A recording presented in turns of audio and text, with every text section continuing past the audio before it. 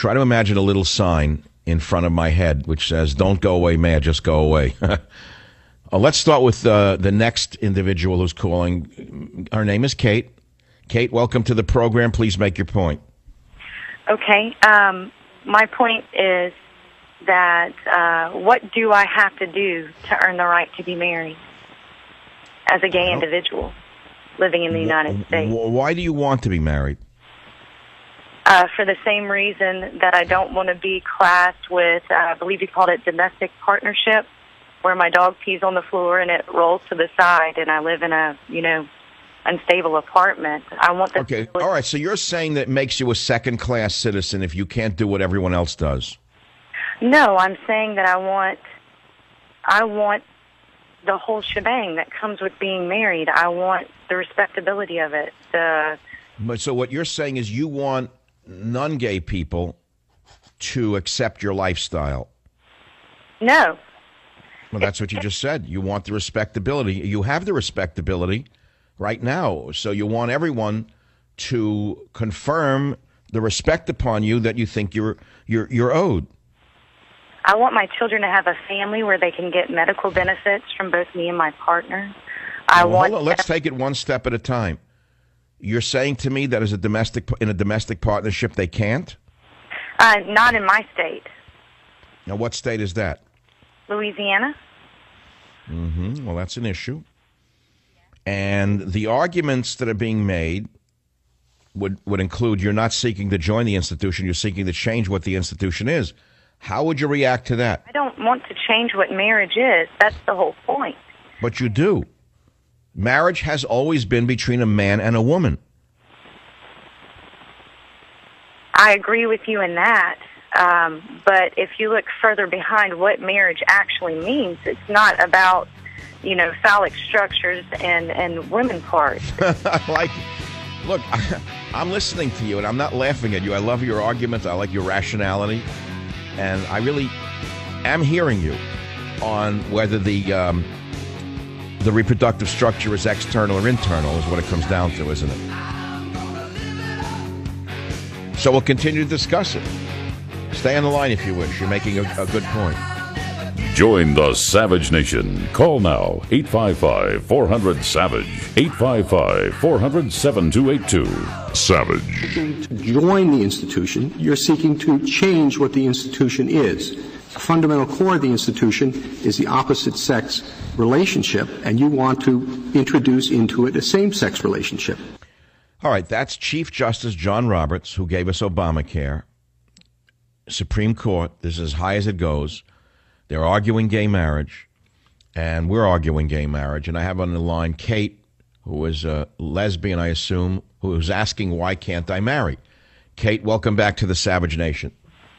Thank you for having me. So, and Kate, please, for the record, make your points again because they were well stated. Go ahead, please. Okay. My first point was, what do I have to do to earn the right to get married? And another question I had was, can you think of any other rights that have to be earned by individuals in the United States? Because this is the first I've ever heard. I mean, I don't understand it. And but you're saying that, see, it's not exactly an equal argument that you're making. You're saying a right that you're being denied. I don't accept that. I mean, you're trying to redefine the right. You're not trying to join the right. You're trying to redefine the right. I mean, it's not as clear-cut as you say, and that's why there's confusion out there. Let's take the straight community versus the gay community. In the straight community, you're actually trying to redefine what the word marriage means to us, to be very clear. Well, maybe it needs to be redefined. Okay, so you admit you're trying to redefine marriage. I guess maybe the criteria that makes up what equals marriage. I mean, if it's just the fact of two opposite genders being in a relationship together, I mean, I know some people that are opposite gendered and in a marriage, and it's pretty terrible. Oh, we all do. Oh, we all do. We all do. And by the way, speaking of children, it's all over the map. I mean, I've seen gay couples raise children beautifully, And I've seen straight couples make a disaster of raising children, so it's not as clear-cut as if you're straight, you do better. I get that as well. Believe me, I'm a realist. I think you know I'm a realist, Kate. Or I don't think you'd be listening to the show. Am I right? Sir? What did Is this the first time you've heard the radio show you're listening to? No, not you. I love your show. All right, so, okay, but the reason you love my show is because I'm a realist. Isn't that correct? Yes, and you tell the truth, and I like that. I mean, well, I'm trying to arrive at the truth with you without flip-flopping on the issue of gay marriage and without offending you, to be honest with you. I don't want to offend you. You can't offend me on this. I mean... Okay. All right. Well, I'm glad that's why I had you back again, because now we go to the issue of dignity, right? Right. Isn't that another issue that gay people are always talking about? Definitely. And I believe that all people deserve that right of dignity. I do. Whether it's... I mean... The truth is, I can't say that every gay couple in the world should be married, and I can't say that every heterosexual couple that I've ever met should be married. But I think that if we want to build a country that has these ideals of honesty, truth, dignity, and all these wonderful things that we want people to be, then why would we deny a couple that wanted to try to attain that in a stable relationship with children, you know, and like I said, like the whole shebang of being in a, I guess you'd say, a valid... Let's take the children. Let's talk about the children, because that's where I begin and end with this issue, right? I have defined myself, Michael Savage, as a sexual libertarian. I quote Rabelais, do as you will, fais ce que voudras, as long as you don't harm the children. And I believe that gay marriage confuses children. And the reason I say that is, let's take a kid 4 or 5 years old. Don't you think that they would be better off with a male role model if they're a boy, and a female role model as a mother, and a male role model as a father, than 2 women or 2 men? Who's to say that the male role model in my life growing up was my own father? I mean, there are grandfathers, there are uncles, there are, you know, wonderful friends of the family. It doesn't mean just because our children would have 2 moms that they wouldn't have wonderful male role models, or vice versa with gay men and getting married. You know, it takes a village to raise a child. We've heard that. Well, that was Hillary Clinton's famous statement. I actually think it takes a man and a woman, not a village. I've never known a village to help me raise my children when I needed the help. I'll tell you the truth. Well, you might need some better friends then. Well, they're older now. They have their own children, so I'm past that problem. Right. But the thing is, you're making very valid points. There's no anger or hatred from you or me on this. And I don't think we're going to agree on it. My position is still the same. Society is melting down on so many levels, Kate. And I'm going to jump to a different issue, but it's not directly related at all. I read of a couple the other day that decided they were going to let a 4-year-old child of theirs transition in gender. I don't know whether it was a boy becoming a girl or vice versa. Now, how in the world can we accept that that's a valid decision? I don't know. I would have to have been in my heart in that, to be able to judge it one way or another. But how can a 4-year-old know whether he's a boy or a girl? I've known since I was very little that I was not like my other friends that I knew of. It is something that you just know. And unless you are gay, you may never be able to understand it. But it doesn't mean that I was hurtful to anybody else. You know, it was hurtful to me to not understand the emotions I had inside. And I do believe that it can be... Well, let's say this. Let's look at society as a whole. And you have to weigh every decision, pro and con, as benefits or harm to a society as a whole. What percent of the population is gay? The last estimate I read is about 1%. So you want to redefine marriage for the 99 other percent to satisfy the needs of 1%, is what you're saying. Now, I know the opposite argument. You'll say, segregation was a small percentage population, yet it was unfair to them. I get that. I understand where the arguments come from and how they go back and forth on this. Well, I'm not going to change your mind on it. I don't think you're going to change mine. I'm convinced that children are confused by gay marriage. I'm convinced that children, when they see a man and a man up in front of an altar with an organ going, getting married. The kids really are confused by it. Well, studies have proven that children that are raised from being little in relationships that are same-sex are very well adjusted. I know that as they get older, if it's something, we're always scared of something that's different. But if the United States would just embrace this, if they could come to some terms of tolerance about it and acceptance, I don't think we would have the same issues that we're facing right now with them struggling against the pain of change. Well, how about having a homosexual Boy Scout leader? Don't you think that confuses boys?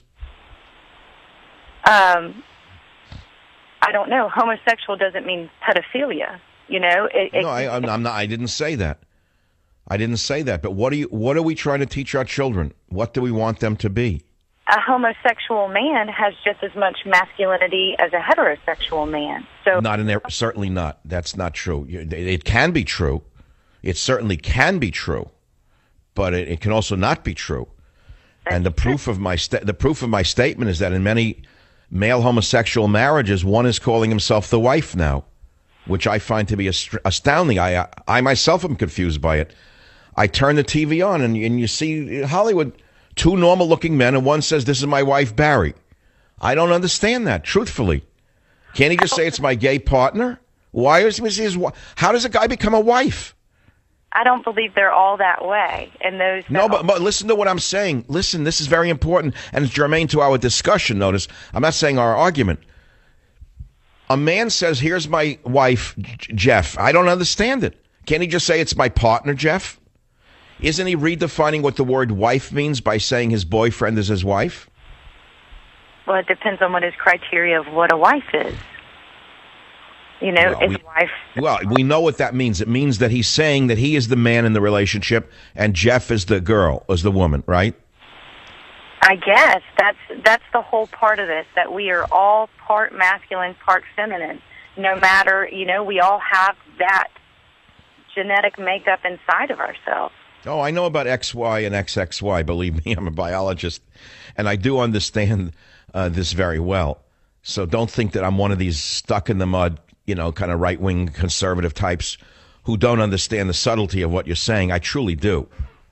I truly do. However, we're looking at society as a whole, Kate, and the pluses and the minuses, the benefits and the risks on our children. I think that's what the discussion is about. I think that education about it all would be helpful.